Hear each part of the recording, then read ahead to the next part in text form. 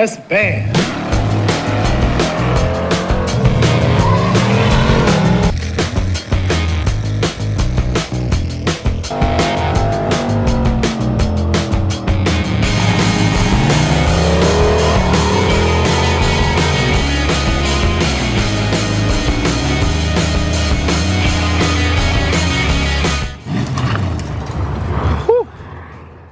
All right, what's going on, guys? How's it going?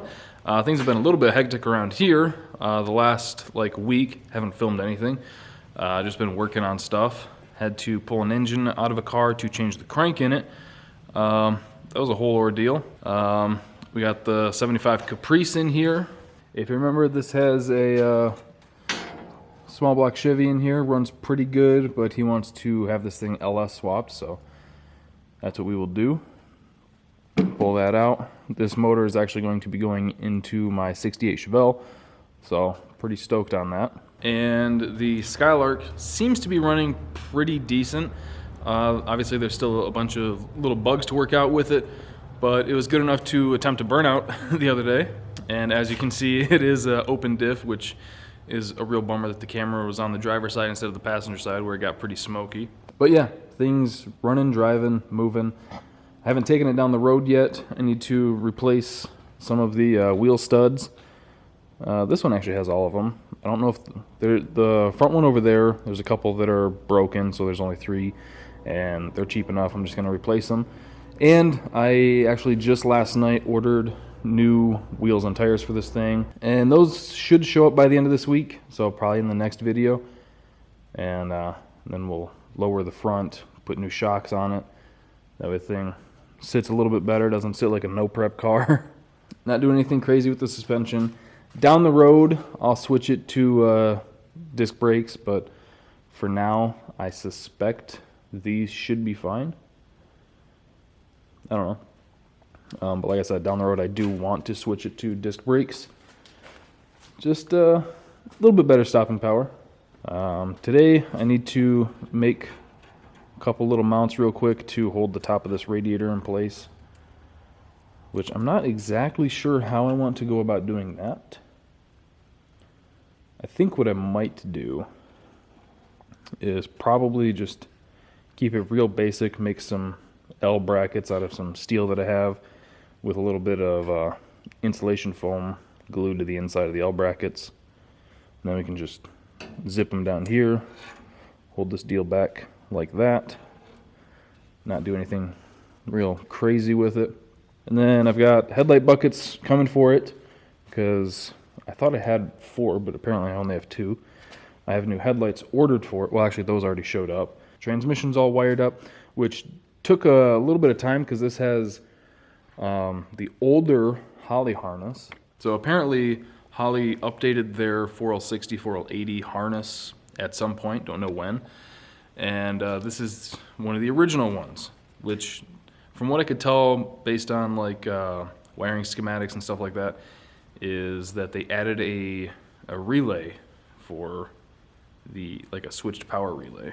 I was looking through the instructions because it was in the loose wire bundle for the transmission harness, it's you've got a red power, a ground, the brake 12 volt wire, and then you've got a white and red or red and white switched wire. And I was like, I don't have that. What's going on here?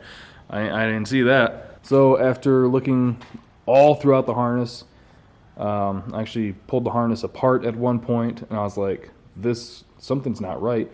I ended up finding an older eBay listing that still had pictures of the old harness design and a schematic on that, and I was like, all right. So all they did was just add this relay, and that's what the switched wire is for. So, but this should work fine, fingers crossed. I still have to dial in the shift parameters and stuff like that, and I think the shift cable on this is off a little bit. When I get it in gear, I have to wiggle the shifter a little bit for it to pop into gear, which is no surprise. We just kind of slap that in there somewhat sort of quick. Oh, I gotta hook up the alternator too. Just little stuff like that, man. Just a bunch of little, new car blues that has to be figured out. The engine seems to be running good. If you guys remember, I thought that there was a rattle inside it, but it doesn't seem like there is. After getting a few heat cycles on the headers, I tightened the bolts, and that seemed to quiet it down. I think some of the other stuff that I was hearing was just stuff rattling, you know, so it is what it is. Other things on the agenda, I'm going to try to get the Gen 453 sat down in the Bel Air today, just to get that out of the way, get this thing all in here, done, not worried about it. It's just sitting in place. So to do that, I need to get the oil pan out of the box, kind of hold it up about where it's going to sit, and see where I can drill a hole for the turbo drain, which should be pretty much anywhere on the passenger side. Oh, and I got to get the crank pulley on it, which I've got that, oh my god, I'm blanking on what it's called right now. I keep wanting to say ATI balancer. Got to get that on there, which that can be done whenever also. Yeah, and then I think that's kind of it for that. And then once that's sat in the car, we can put all that stuff back on. So that's kind of what's on our agenda for today is upper radiator mounts, get the engine in here. I want to double check that all the rods are torqued on that just to make sure, because, you know, just double check. Yeah, I don't have the windage tray on it yet, so. I'm not a big fan of the precision shifter. It looks great, but just the function of it for like a more of a daily car, not super thrilled about it. I think my favorite is still like the pistol grip style gated shifter, which I guess you could argue that that is, but let's be real. I'm talking like the one I had in the RX-7 or the S10. I think those are my favorite. They're super quick. The gate and the lock and everything, super easy to do one-handed. So maybe down the road I'll change that, but not right now, because that shifter was like $400. All right, so let's find some of the steel that I want to use for the upper radiator mounts. Doesn't have to be anything fancy, just has to work.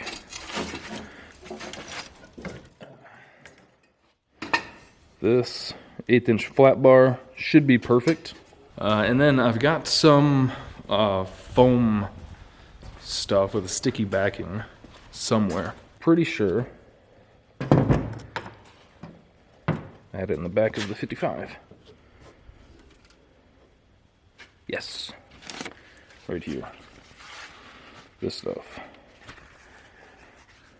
I will put this on the top and bottom of the radiator so that no holes get worn through, and then we are gooch. And I need to find whatever bolt would fit through that. I could self-tap some new holes, but if we've already got these, it'd be nice to find some that fit it. Let's just see, how is this? Way too loose. How are you?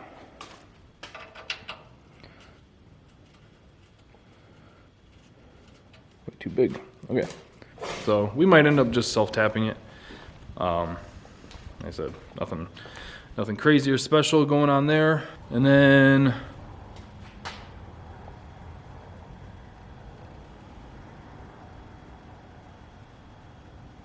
my roof is talking to me. And then I'm debating on selling the red truck. Yesterday there was a guy down in Indiana selling a 2005 regular cab short bed Silverado. I think it was a 4.8 truck, but 2-wheel drive. Not terribly clean. They welded in patch panels on the bed sides, pretty crumbly, never ground down the welt or anything like that. The hood was a different color, shocker there. But it wasn't super expensive. I was this close to hopping in the truck and going to get it, but he said he had another guy on the way, so I think I do. I think it would be nice to get back in an NBS truck. So I do kind of think that sometime this year, if I can find one, I'm going to sell the red truck and pick up another 99 to 06 Silverado or Sierra. We just have to find a decent one that's not all rusted to heck, because that is how they all are up here. And then racing season's gonna start up real soon. We've got Jack going, I guess. Did I ever tell you guys what was wrong with Jack, why he wouldn't start? Because I don't really know. I took the computer out of Jack, plugged it into the Buick here, and loaded the Buick's tune into it. It fired right up. Took it back to Jack, loaded Jack's tune back in it, and Jack fired right up. So not entirely sure what happened. I did previously, because we've had issues with Jack losing the tune before. So when we first tried firing it up, I figured it lost the tune, so I loaded the fresh tune back into Jack, and it still never had any RPM signal. All right, so we need to be about 8 on this. If we overhang an inch. So yeah, Jack's running again. Seems to be doing fine. But yeah, I've got nothing to race right now. The 55, if I really bum rushed it, I mean, it still needs a lot. It needs brakes, needs wiring, need to finish the cage, need to at least patch the floor, put the glass back in the doors, need to build the transmission for it, need to swap the rear end in it, need to get wheels for it. Did I already say brakes? It needs a lot. So, we'll probably just end up focusing on Jack a lot this year, which I guess isn't a big deal. Now, if I could find a good caged roller to just put a drivetrain in real quick, that'd be a way to go. And I've been looking around, but I just haven't seen anything that I'd really want to spend any money on. You know, nothing. Kind of hard to believe this because I know a lot of my vehicles are pretty junky, but there's a certain aesthetic that I like to go for, so I don't want to just find the first caged vehicle that there is. All this stuff is just giving me a fit, man. I'm probably gonna, how do I do this one handy? I'm probably gonna like keep my eye out in case I can find something. It'd be cool to just have something that I don't really care about, that I can just kind of drop an engine transmission in real quick and beat on that while I'm finishing up some of the other stuff. But like I said, we've got Jack and we've got my dad's Mustang to throw together. We've got a lot of projects around here that all need to get done.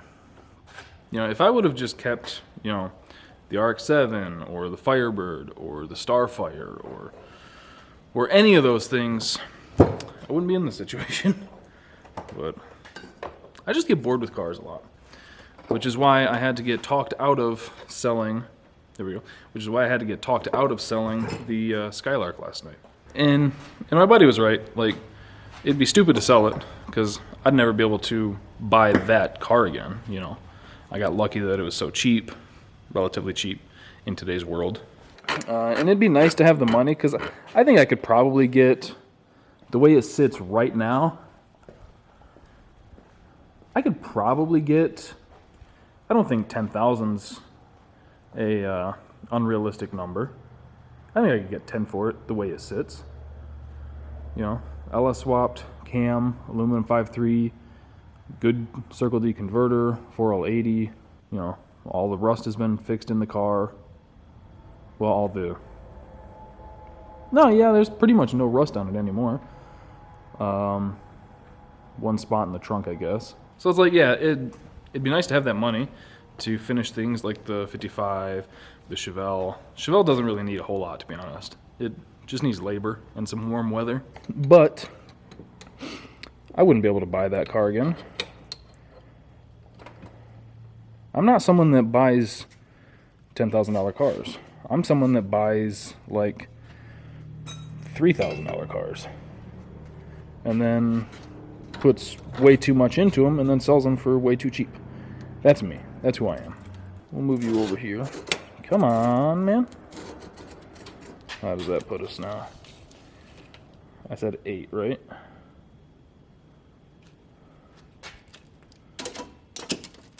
We'll go a little bit further. Just have room for the saw.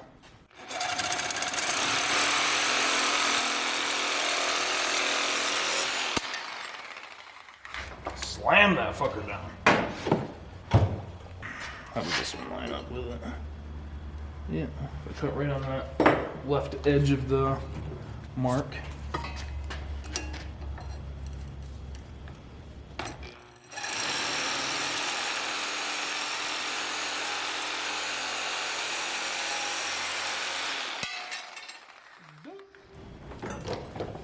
Dink, dink. So, funny thing about living in the country, this piece of 1 inch by 1/8 inch flat stock we got at a farm auction that happens twice a year up here, called Yutzie's auction, where they sell pretty much anything you can haul out there. We've bought vehicles from there before, bought steel, bought lumber, a bunch of shop tools, lawnmowers, pretty much anything you can think of. So, fun little backstory there.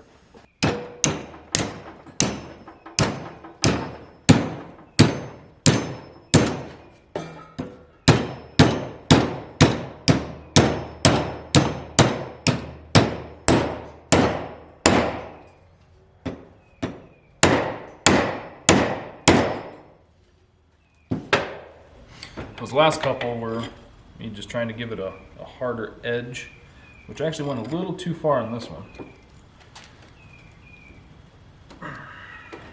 That should be fine. Let me just, again, try to match it up. I want that white right at the bottom.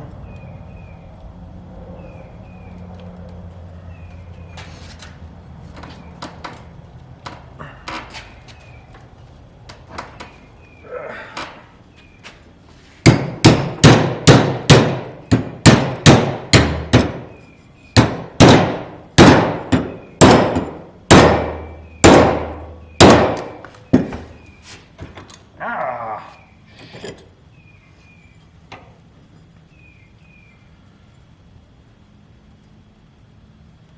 And the second one doesn't have quite as hard of an edge as the first, but it'll be all right. Good enough for who it's for. Now we can clean these up. Probably flap disc them, I guess.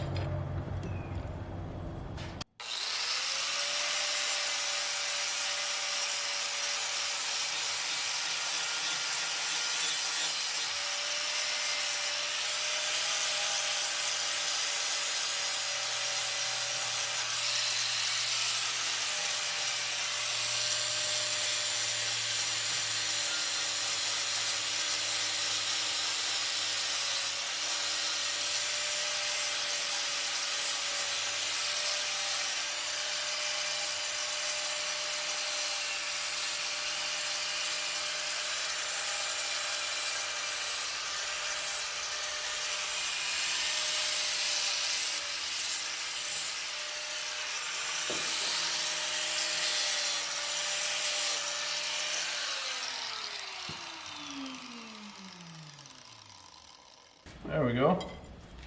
A couple of cheap-ass little radiator mounts. Let's go see how they fit. We'll test fit them, and when they fit absolutely perfect, I'll set them on something and start painting them.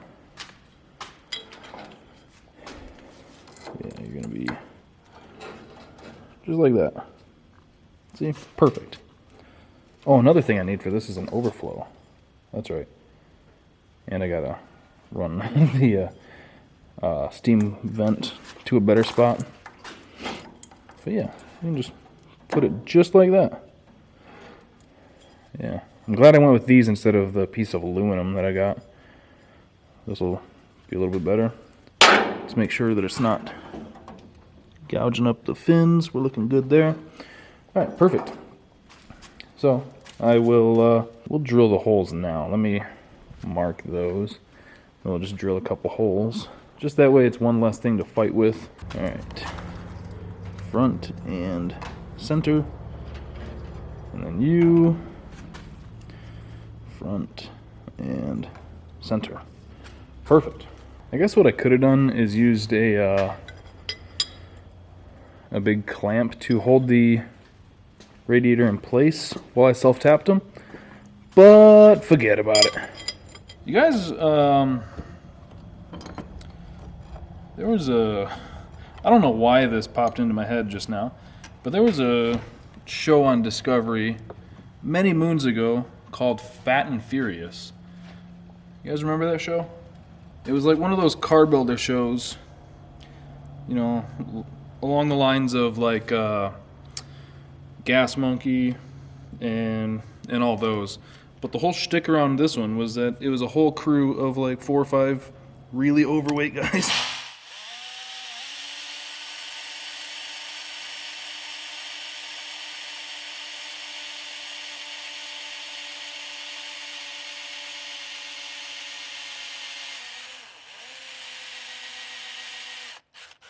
You mother effer. You absolute tragedy of a drill bit. Actually, the drill bit's doing pretty good.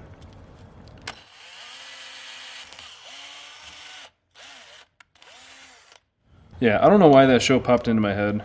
But it did. So, now it's in your guys' head. To be honest, I was never really a big fan of that show. Apparently no one else was either, because I don't remember it lasting very long.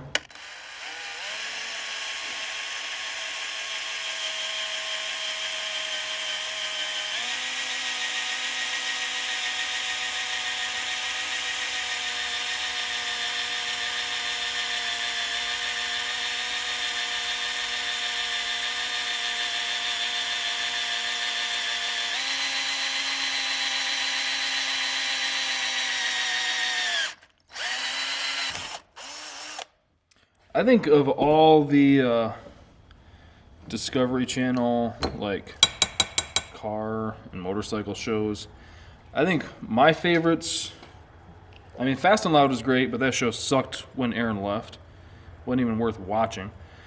And then, I was always a big fan of pretty much anything Jesse James did. Well, aside from the whole Sandra Bullock thing, maybe. But, aside from that,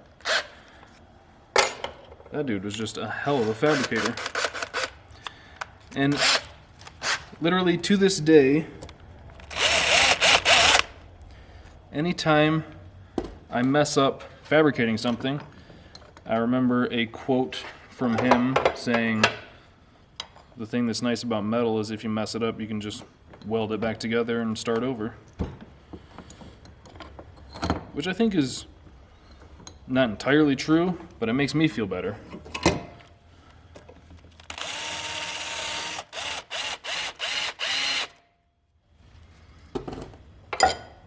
Alright, let's find a spot to toss these. Ugh.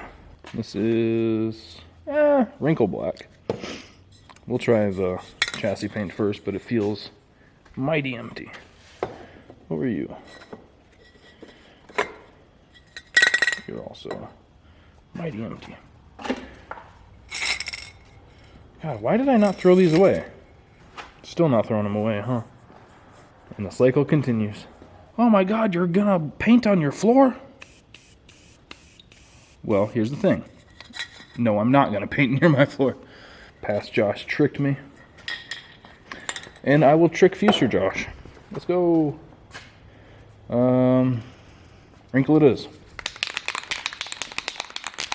Alright, are we back? Camera battery died. I think like right as I was painting too. We'll let that dry enough to where it's tacked up. Flip them over, spray the good side, the pretty side, and then we'll zip them MFers on here for good, for permanent. I have no idea where my shop scissors are, but luckily my son left his in here. Easy swipe, dork. Kid's gonna get bullied at home worse than he'll ever get bullied at school.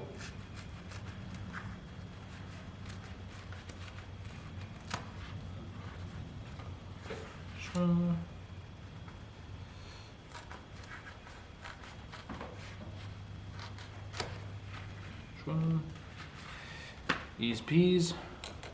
Lemon squeeze.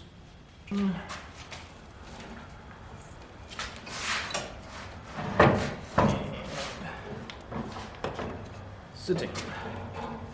Perfect. Now, the second that those are done, we can get those stuck to them and everything's zipped on here. And then that is one more thing taken care of on here. All right, got the radiator mounted. Real basic drag racer stuff there. But it'll work. Got the pieces under there, so everything's nice and soft. And then got the rods torqued down on this and said, let's see what the turbo kit looks like outside of the car. Looks pretty decent. I am a very big fan of those manifolds. Those are just like $108 eBay LS swap manifolds. They welded perfect, they cut pretty easy, they fit great.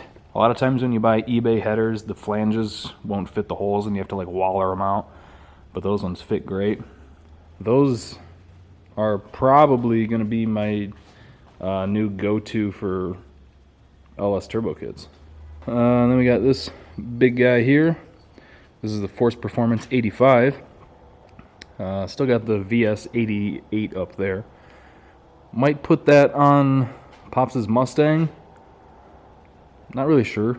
So just gotta put the wastegate on it, but I want to get the radiator in the car just to make sure that it's going to clear everything. I mean, I should be able to put it here and it'd be fine. And I could just make like a little dump right here or something. So now I can unbox the oil pan, which is just an Amazon knockoff of the Holley like 302.2, I think. 302.1 or 302.2 pan. We'll set it in the chassis about where it wants to sit. And I'm pretty sure pretty much anywhere along the sump we should be able to drill the hole. And what I've done in the past is you drill the hole, weld the fitting on. I think what I want to do this time is drill and tap a 1/2-inch NPT fitting so that I can screw in a 10AN to 1/2-inch NPT little fitting. I don't really know why I want to do that, but that's what I want to do this time. And I don't think that I have any. I know I've got a tap that size. But yeah, more or less something like that, but to a 10AN there. Bulkhead. Like that came out of the fuel cell.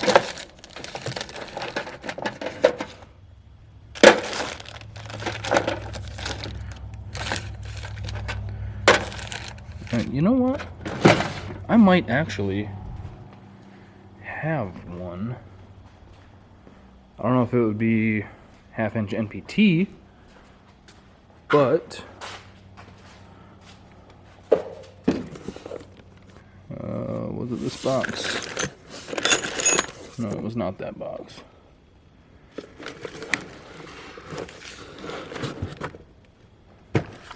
Somewhere around here, I've got like fuel line or fuel rail fittings.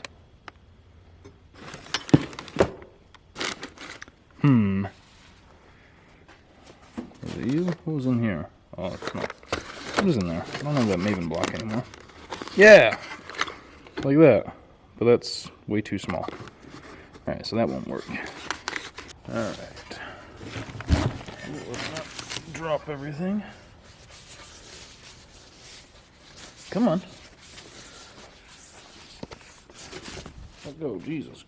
Alright, so I imagine I'm probably going to put it right in here. Starter will be up here. Could put it in here, but I think right in here will probably be the best spot. We got the pickup here. Oil pan, like I said. Very good knockoff of the Holley pan. Actually, I don't think it was the same one. Whatever this one is.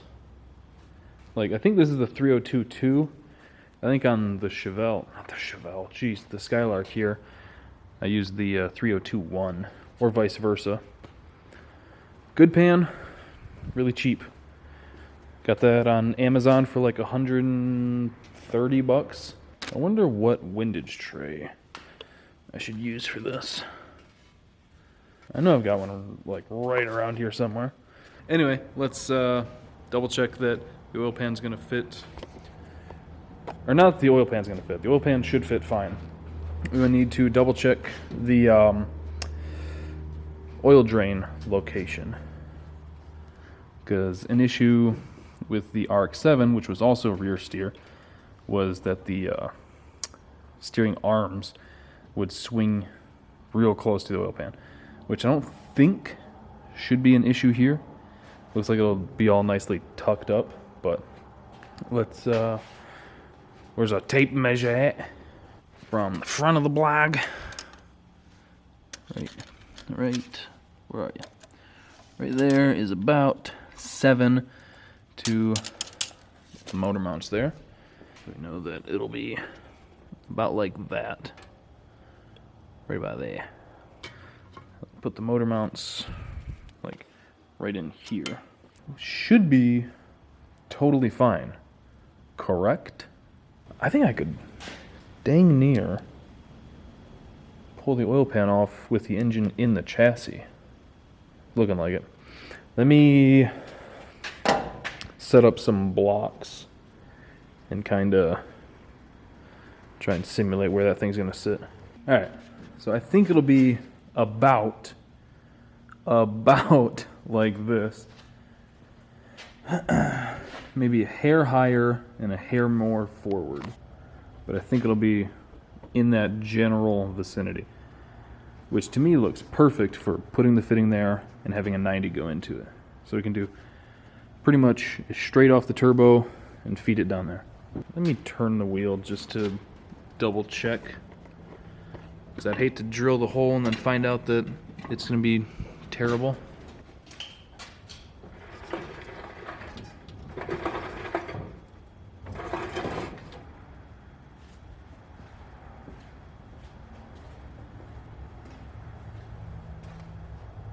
Yeah, it'll be perfect.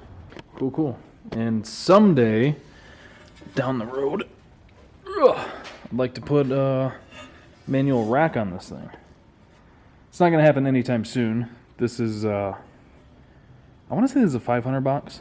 I don't know for sure though, but it feels pretty good. All the bushings seem decent, so we're going to run it for the time being until it becomes an issue, which odds are realistically it never will. So start drilling a hole. Alright, it is just this moment occurring to me that I don't think I have a drill bit big enough for this. This, I need a 23 32, which is a little under 3/4 of an inch. I don't think I've got a bit quite that size that's not a step bit. I think all of these only go up to a 1/2 inch. I think I'm going to have to run to the hardware store real quick. Alright, let's see how much that drill bit's going to cost. I'm going to guess that it will cost probably like $15. So, it's 4 o'clock. Let me run to the hardware store before they close. Go pick up a drill bit real quick.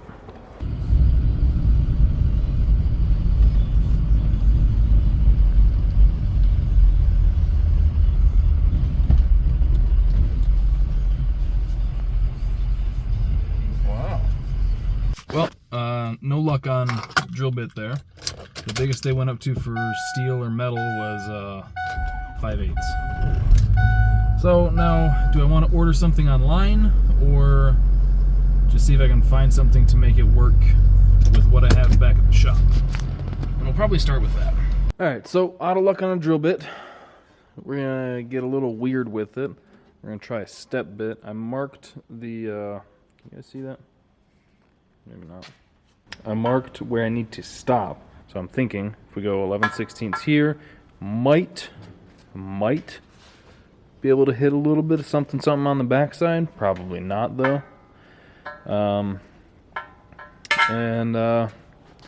Worst case scenario, we end up just welding a fitting to it. So not the end of the world.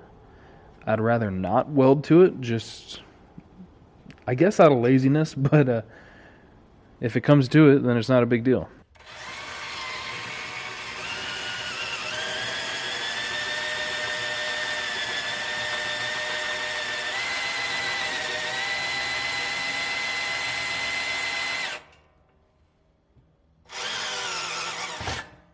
This one usually works better when there's a little pilot hole to go off of.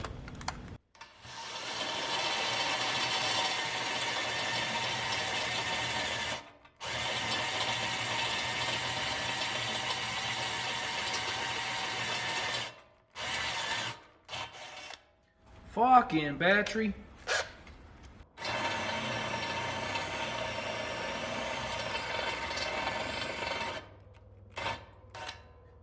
This isn't really as thick as I thought it would be. That's what she said. How?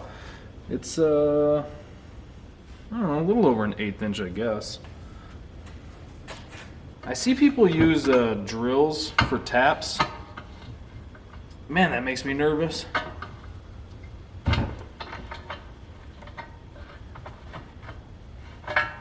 Like, I don't know how they just have the trust to do that.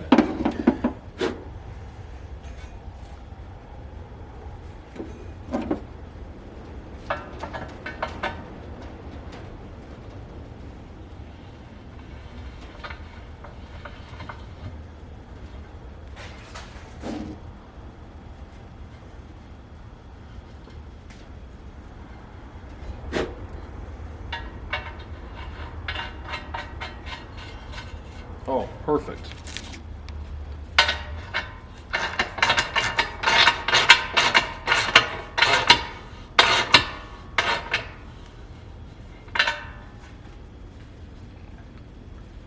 Fucking money, mate. That's fucking money. Absolutely beautiful. Alright, let's clean this thing out.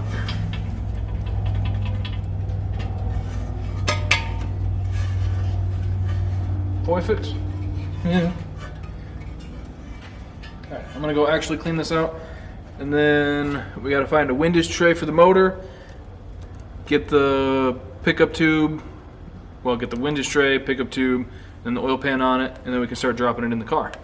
Found a windage tray. It was like directly where I was looking, actually on top of that truck pan. Seems to fit great. So I got the pan bolted on, gasketed. The front bolts are loose because I got to put a gasket under the front timing cover. I really should pull off that block off and drill and tap that now while it's easy to get to. I mean, it'll still be easy to get to on the car, so I guess it's not a big deal. I like the stock truck ones because they have like a little lip that comes up that just has a lot more meat to it. This will probably still work, but how's the one on the Skylark look? That one's the same as this one? Okay. So yeah, we just won't worry about that right now. I guess now we can pull the turbo kit off, pull the hot side off and everything, and pull the intake off, get a plate bolted on it, and start setting it down in the car. I should leave the motor mounts a hair loose, just because it was kind of a fucky fit on the mock-up block. So I think if I leave them on the block just a hair loose, and then once everything's in there, I can tighten it all down. I think that's what I should do. Let me get all this pulled apart and we'll start setting it down in the car. And this is about the time that Pop showed up to help me get the engine in the car, and then while he was here I recruited him to help me put the hood on the Skylark. And to be honest, the Skylark looks pretty dang good with a hood on it. Like, that could trick you into thinking it's a complete car now. I still really want to get a fiberglass hood for this. And if I do that, I'm definitely going to order a... I'm torn. Because the GS hood looks really good on these, but I'm also a little bit of a slut for those Sunoco hoods. But nobody makes an off-the-shelf Sunoco hood for this, so I'd have to have like Glass Tech or whoever make one off of one of their base flat hoods, which isn't a huge deal, but then it just starts getting expensive and you end up paying like $900 for a hood. But anyway, this one got to redo all of the panel gaps.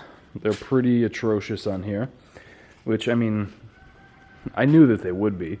We basically sat everything on there and lined it up, eyeballing it as best we could. So one of these days we'll start at the doors, get those sitting better, and then fenders, line it up with the hood, and we'll be good. The wheels are shipping out today.